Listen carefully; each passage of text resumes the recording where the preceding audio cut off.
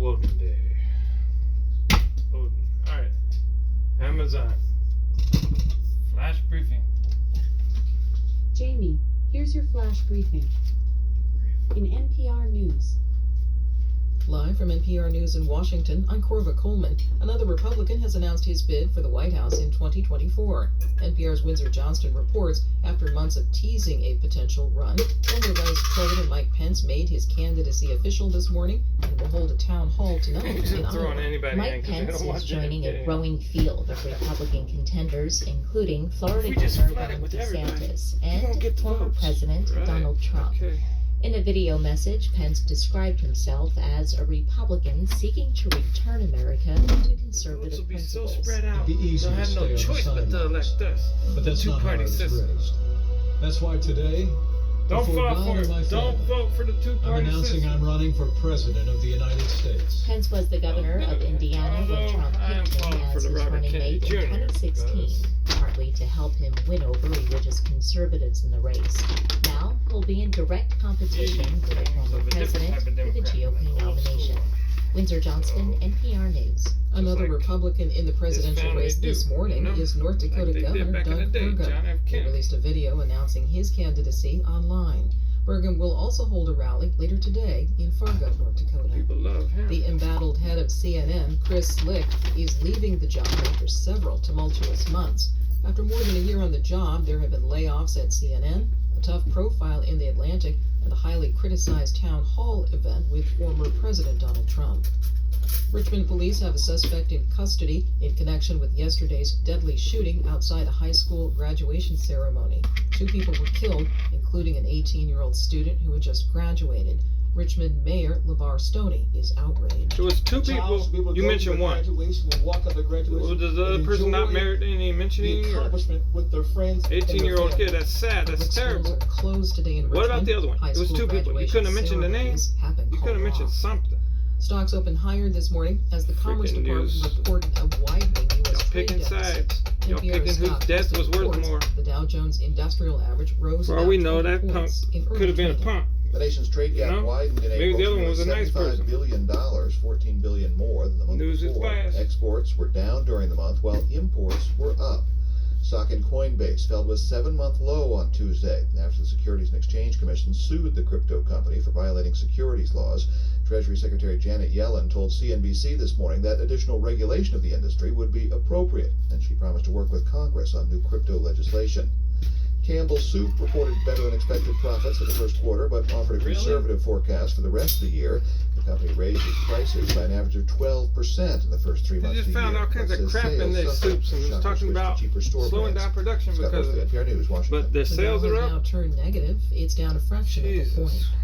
This is NPR. The Vatican says that Pope Francis has gone to the hospital for intestinal surgery today.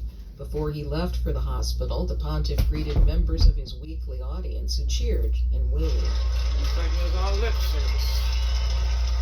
Previously, Pope Francis had part of his large intestine removed because of narrowing and inflammation. He's 86 years old, and the Vatican says he'll spend several days in the hospital. The Kenyan government says it will Sounds convert like a Harry a forest Potter into stuff. a remembrance site. Michael Kaloki reports the forest is where more than 250 members of a suspected cult died. According to the country's Interior Minister, Kithure Kindiki, the government will designate the country's Shakahola forest as a national memorial. The forest is where several members of the Good News International Church died. The leader of the church, Paul Mackenzie, currently in custody, is believed to have urged many of his followers to starve themselves to death. A commission of inquiry appointed by the country's president has been tasked with looking into how so many people could have died and whether administrative or intelligence lapses may have contributed to the deaths. The president also set up a task force to review regulations governing religious organizations. For NPR News, I'm Michael Kaloki in Nairobi. The National Weather Service has issued several air quality alerts today. Smoke from wildfires in Canada, including dozens of blazes in Quebec, is flowing south. There are alerts up in the Northeast, along the Mid-Atlantic, and as far south as North and South Carolina. There are air quality alerts in parts of Ohio, too. I'm Corva Coleman, NPR News in Washington. There's a new way to support this Amazon. show and public. Skip. In NASA news, NASA announced Tuesday the University of Alabama in Huntsville is the overall winner of the agency's 2023 Student Launch Challenge.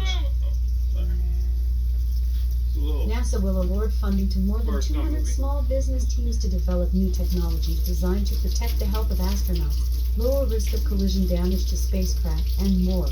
The new awards from NASA's Small Business Innovation Research, SBIR, and Small Business Technology Transfer, STTR, program invests in a diverse portfolio of aid. Steps taken by NASA, the agency's Jet Propulsion Laboratory, JPL, in Southern California, and Caltech to put the Psyche mission on track for an October 2023 launch have been outstanding, according to an independently appointed review board. NASA and JPL convened the board last summer after the Psyche mission team requested to delay the spacecraft. Following the successful launch of NASA's SpaceX 28 commercial resupply Look, there's that one guy on there. Ooh, I don't know, man. We should delay. We should delay. See if we can get somebody else up in there. Cause this Psyche, whoo, cray. NASA Administrator Bill Nelson announced Monday the selection of Iris Lan as the agency's new general counsel, effective immediately. She succeeds Samara Thompson King, who retired from NASA last December. In weather. In Seattle, it's 66 degrees Fahrenheit with clear skies and sun. Today, you can look for partly sunny weather, with a high of 84 degrees and a low of 56 degrees. No, I'm going to look for full sunny weather. All right. NASA announced Amazon. Tuesday the University of... Off. Amazon. Excuse me. Tell a joke. What's Spider-Man's favorite part of the computer? The web browser. The web browser. That's terrible. Right, yeah.